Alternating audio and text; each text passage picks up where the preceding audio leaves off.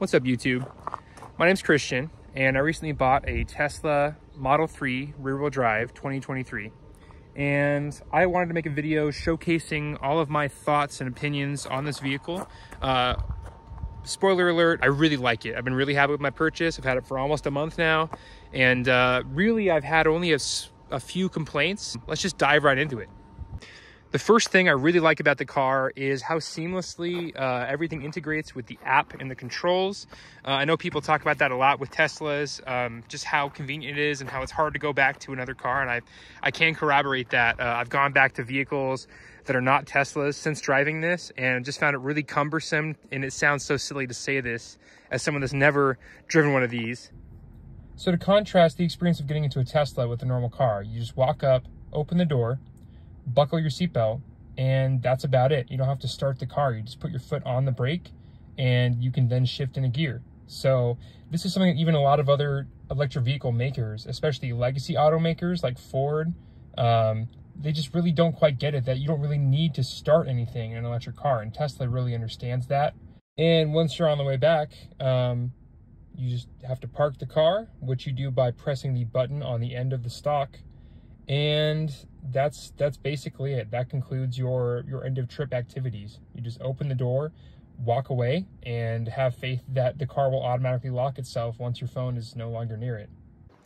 The first thing that kind of trips a lot of people up that are just getting into my car for the first time is the door handles. So the Tesla Model 3 and Model Y have some very peculiar door handles. These are really not that hard to deal with. You just push in, and if you push all the way in, it will open the door and pop out a little bit, and then you can grab the door. Or you just push in, and then you pull, and it's kind of a one motion. The only downside is that it's really difficult and awkward to do with your right hand. There's really no good way to do it. It can be a little cumbersome, but honestly, I really like the way they look, and it's for me, it's a good trade-off. It's just a little weird. But getting into the vehicle every morning, as a tall driver, I'm pretty high up, and the car is pretty low to the ground. So I kind of mitigate this using a feature called Easy Entry on the Tesla. So basically, when you first get in the car, you can set a profile. The steering wheel can be raised or lowered to wherever you'd like it. The seat can be, raised, and the back can come up. And then when you switch it to your profile by just hitting your name, or if I switch it back to Easy Entry here, if I just put my foot on the brake, it will immediately lower my seat and the steering wheel to a comfortable position where I've set it. And if you ever want to make any changes, if I wanted to have the seat a little more forward, for example, then I would just hit save, and it saves it. So that's really convenient. In terms of the stereo experience, the music, if I play some music here, you can kind of experience that. And I don't want to play this for too long because I don't want to get copyright struck, but I found that really it's quite impressive. I'm waking up. Guess that I should have kept the curtains shut. Also keep in mind that the Tesla 3 rear-wheel drive for the 2023 edition at least, it has the standard speaker array up here. I believe there are 2 speakers up here in the front, and there are also 2 down here, and there are 2 in the back as well. And the ones you see right here at the door and the ones that are for the surround sound up here, they are not enabled or active by default. There is a kit which I will be installing to activate both of these speakers. It's about $60 from Handshow Auto. So I'll let you know how that goes. I'll upload another video later if any of you guys are curious that are watching this video. As far as music, you have Spotify, Apple Music, or the built-in streaming that you get with the premium connectivity subscription, which is about $10 a month. It's a little nice to be able to have all the same music and all of my library, playlists, etc. just on my car at all times, and I don't even need my phone. That's pretty sweet. Navigation I find to be really quite awesome. It's pretty consistent from what I've seen. If it tells me I'm gonna have a certain percentage when I get there. If I'm driving like a maniac, or there's particular conditions, mainly being the cold and wind and elevation, if you plug in a destination into your vehicle, so I'll just type in Vancouver, British Columbia, it'll pretty much tell you exactly how far away it is and how many times you have to stop before you get there. So let's see, it's about I don't know how many miles it is to Vancouver, but it's quite a ways away. It's basically an entire state over, and you can see it only has me stop, and this is the rear-wheel drive, only 80% battery. It only has me stop at 2 different chargers. One being in Cle Elum and one being in Burlington. So really, I think that's quite good. I think that's pretty reasonable if you're driving that distance. I'm probably gonna stop 2 times anyway at a minimum. There are applications such as a better route planner that can give you some alternative routes that you might like better than what the nav gives you. But like I said, if you do what the nav says, typically you're not gonna have a problem, and it does leave you some leeway every time. So you can see it says I'll arrive there with about 10%. So that's just kind of like a little bit of extra sort of cushion or buffer in case anything unexpected happens. But really, I found it to be, like I said, quite reliable. As far as looks, they're subjective, obviously, but I tend to find this a very good looking car. I know people have said this many, many times. I won't be the first and I won't be the last, but I find it to be a very timeless design. Interior headspace, especially for tall people, I found to be really good since the roof is glass. And I currently have a cover installed for the sun. Even though the glass is tinted on the top, the sun tends to get in my eyes sometimes, and I still feel some heat on the top of my head if I'm not wearing a hat. And that's a little annoying, but pretty easily alleviated. And that little bit of extra clearance that you get from having the glass and not having a bulky, piece of steel and insulation right there. For, again, a 6'4" person in this tiny car, I would not be having a good time if the height of this middle divider here, if this same height went all the way back to my head, I would be having a pretty bad time, but this is nice. As far as cargo space, it's really quite good. So if I open up the trunk here, it's kind of hard to tell because it's the angle and it's, so dark, but really that's quite a good amount of space. It's got a little pocket down here on the left side. Unfortunately not on the right side. I don't quite know why they can do it on this side but not that side, but I'm not the designers. I'm sure they have a good reason. Maybe not. Under here you have the sub trunk, so I'm not really keeping anything important down here. Just kind of like, well, I guess I am. Roadside emergency kit, some bottles of water, a jacket. Really nothing too crazy, but you can keep, really anything you want down here. It's a good amount of space. And if we go to the, oops, you saw nothing. Like I was saying, if we go to the front, I'll push the button here to lower the power trunk. Very nice feature to have. There are 2 ways to open the frunk. The first is with your phone. The second is with the touchscreen inside. Obviously, I'm using my phone to film. Did I say there were only 2 ways? I meant there were actually 3 ways because you can get third-party applications, and one of them allows you to operate your vehicle with your watch.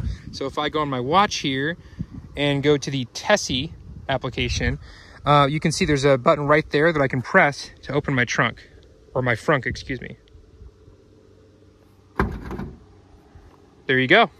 So as far as space in the frunk, looking at previous model years of the Model 3, apparently they had bigger frunks that had all of this space available to use. They installed a heat pump on the new, I think a 2021 and newer Tesla Model 3s and Model Ys. The benefit of that, I think, is far outweighs the downside of having less frunk space, because the heat pump actually makes it much more efficient to heat and cool your vehicle in the winter and summer.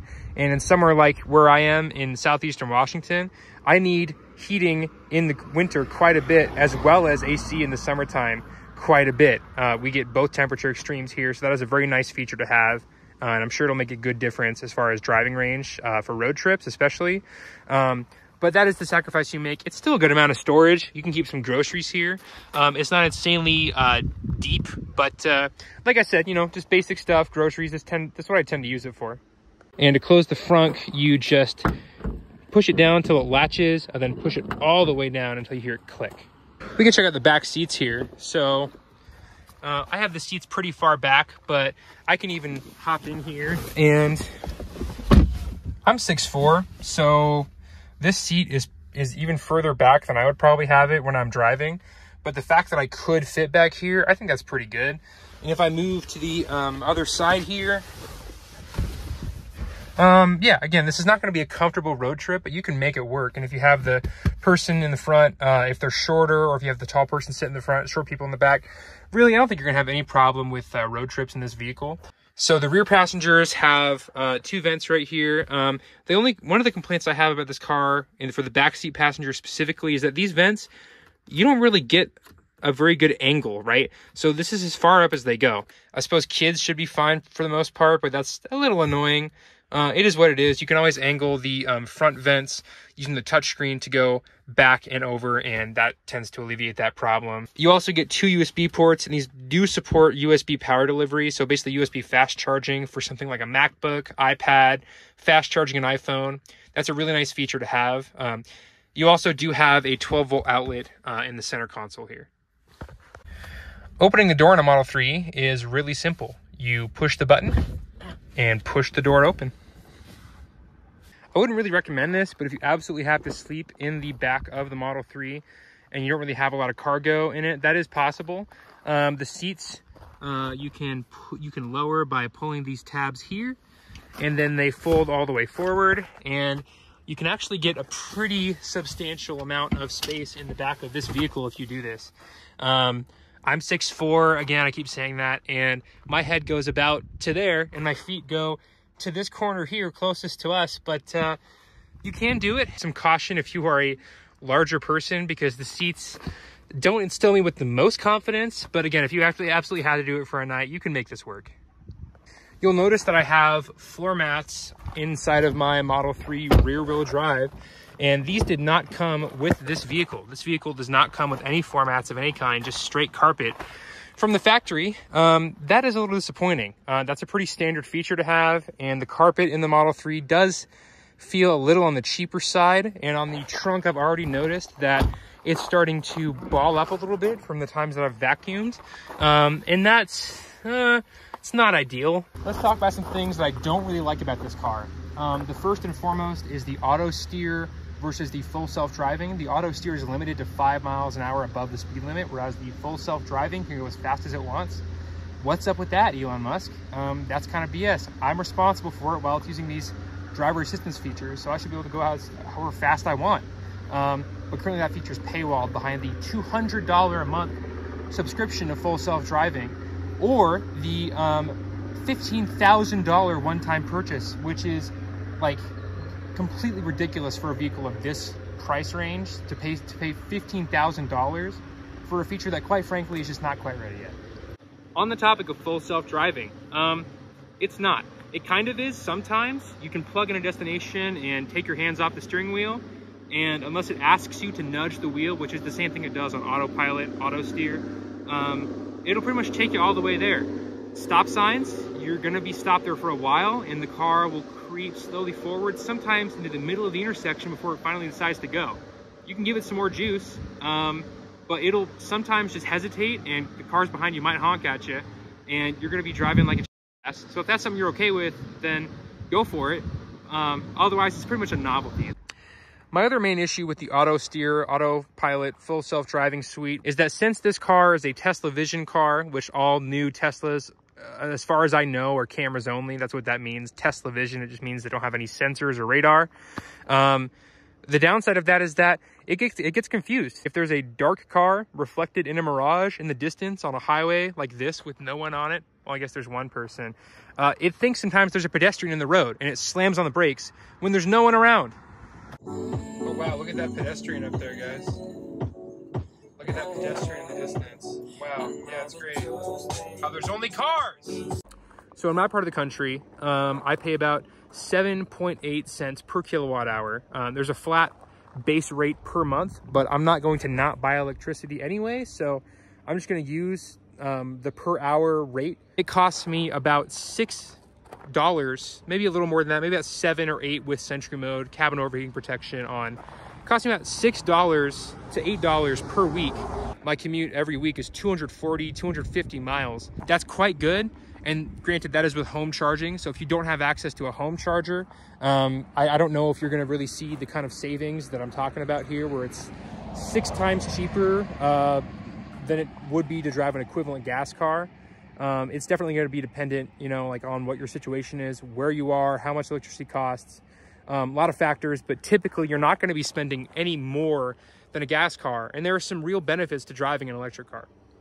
Driving the Model 3 feels really fantastic. I can typically get to work in about, I want to say 11% of charge in the battery. And that is a 30-mile one-way commute. It's about 60 miles round trip every day at a minimum. And that is in addition to Sentry mode being activated.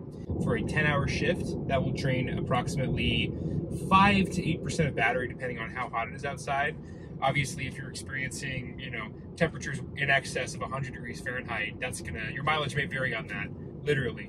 But yeah, I find the battery on the Model 3 to be more than sufficient for, I would say, the vast majority of people for a daily use case scenario. As build quality goes, I really haven't had any issues apart from some minor rattling in the front driver's side pillar. I have a service appointment later this month, and hopefully they're going to take a look at that. This thing is plenty quick. I think it's comparable to the Ford EcoBoost Mustang. The 0 to 60 range on this thing, they just quote a flat 5.8 seconds. The Mustang's quoted as being between 5 and 6 seconds, so it's pretty comparable. Real world conditions, I have tested the Model 3 and I found it to be right around exactly 5.7 or 5.8 with the tires that came from the factory. One thing I have noticed about the driving experience, and again, this is probably just coming from a front wheel drive vehicle, is that there tends to be a little bit of, I believe it's called understeer, where you expect the car to turn more given the way that you're currently adjusting the steering wheel than you actually get. And you almost feel like you tend to lose traction or get some wheel slippage when you're coming into a turn a little bit too fast. So that's something to keep in mind if you're someone that likes a really, really responsive car. As far as throttle response, the accelerator response, how fast you get the power when you put your foot down on the accelerator, it's quite the thrill when you first experience that. But in terms of steering, it's probably not going to be refined as something like a luxury car. Everything feels inside the cabin just while you're driving it. I mean, I love the stalks, I love the gear shifter. My only complaint really with the gear shifter is that it tends to be a little unresponsive when you first get in the vehicle. If you're the kind of guy that likes to hop in the car and quick switch into drive and go right away, sometimes you have to wait a couple of seconds until it actually shifts into drive using a stock, and that can be a little frustrating for someone that's not used to that. Road noise is fantastic. The Nissan Altima that I came from was a very quiet vehicle, especially for something in its price range. Bought it for about $24,000, and it was one of the quieter vehicles that I drive on a daily basis. The road conditions, the road that you're driving it on, has a huge impact in terms of how quiet the vehicle is. It's very good. I would say it's not fantastic. It's not something, again, I keep saying this like a luxury vehicle, but it is very good. My favorite part of the driving experience overall on the Model 3 so far is the highway acceleration. Kind of like I mentioned earlier, the throttle, or the accelerator, the response, when you put your foot on the gas, you get the power instantly. So passing people on the freeway is really, really fun, just quite fantastic. Let's talk about pricing.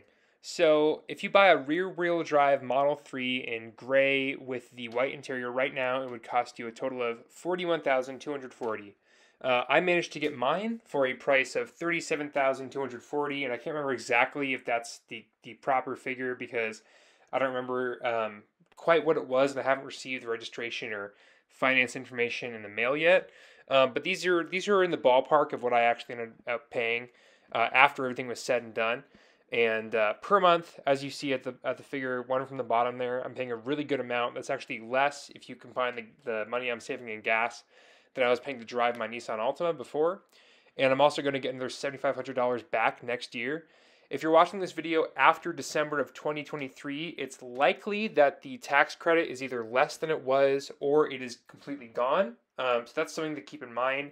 I did take advantage of the Washington State sales tax eligibility. They basically have an exemption on sales tax for the first $25,000 of all electric cars, I believe. So that is pretty awesome. With the referral code that I used, which I'm going to put mine in the video description as well, I used my mom's, and she was able to redeem some of her points that she got from that. You get 10,000 points if you refer someone. 5,500 of those you can use to redeem a home wall charger. But it's worth it even if you don't know anyone that can give you that, because you still get the money off. But if you know anyone, so don't use mine. If you know anyone that has a Tesla and they're willing to help you out, if you use their referral code, they can use just over half of their credits they get from that and buy a charger as a reward, and they can ship it straight to your address. So that's an option. I don't know who it was that said it. I was watching someone on YouTube that mentioned that if we were instead not comparing electric cars to gas cars, but if electric cars had always been around, and gas cars were a newer thing, say, well, first off, they're slow. They're really slow. The amount of time it takes from when you push the accelerator to when you actually get the power, especially if you're on the freeway, you're cruising, you're trying to pass someone, it seems like it takes forever in a gas car. Also, the inconvenience of stopping at gas stations. It might seem silly because people talk about, well, you have to stop at electric car charger for, I don't know, 25 minutes up to like 45, 50, 55 minutes, depending on how far away the next charger is. If you're on a road trip, that's really inconvenient. To which I would say, I spend about 3 seconds, maybe longer than that, maybe about 10 or 15 seconds every day charging my car, which is to say, I have a home charger, and when I get home, I never forget to plug my car in because it's habit, it's routine. It's like brushing your teeth. Charging the Model 3 is really easy. As with any Tesla, you just order a wall connector. This will work with the mobile connector as well if you install it permanently, but you just grab the cable and grab however much slack you need, bring it over to your charge port, press the button on the charger, opens up your port, plug it straight in, and after a couple seconds, the Tesla light turns green, and that is how you know that the battery is charging. You don't have to do any oil changes. Brakes are definitely way less frequent than a traditional gas car. Tires and brakes, and that's about it. Windshield washer fluid. Yeah, there's really not a lot of stuff you got to do to an electric motor. And of course, one last thing, the white seats. I get asked about these a lot. The white seats. How do you keep them clean? Are you worried about them getting dirty? From what I've seen from Tesla marketing, but also just from average everyday people doing tests on these and getting spills and cleaning them off of these, pretty much a wet microfiber cloth or some basic cleaning solution that's not super abrasive is really going to be sufficient to get most stains off of these. They have a coating from the factory. It's like pleather. Everyone says, oh, vegan leather. It's pleather. It's plastic based.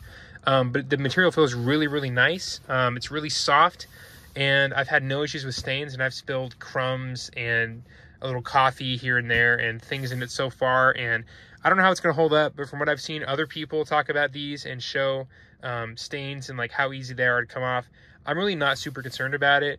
And in any case, it's going to be standard wear and tear on the vehicle anyway, and that can happen with any seats. So I'm just not going to worry about it. And like I said, how cool it keeps this car in the summertime with the heat, it's totally worth it for me. There's a lot of features I can go into. There's a lot of stuff I haven't talked about on this so far, but overall, I've been very, very happy with my decision to purchase this vehicle. And although I have a couple of little minor hangups about things here and there, they're all things that can be improved through software. So I'm hoping that happens over time. And really, I think, like I keep saying this, but the value proposition here, the money you pay, what you get, this package, even though it's not the nicest Tesla, it's almost the exact same experience in terms of like the app, charging it, how it is to drive. It's pretty close to the most expensive Teslas. It's not that far off. So to get, 70 or 80% of the experience for 30% of the money of something like a Model S or Model X, I think that's pretty special. So hope this helped you guys make your decision, or if you just wanted to watch and see how the car was. This is my 2 cents, this is my take on it. It's been my experience with the car, but it's been overall a really positive one, and I hope you guys enjoyed. Thanks.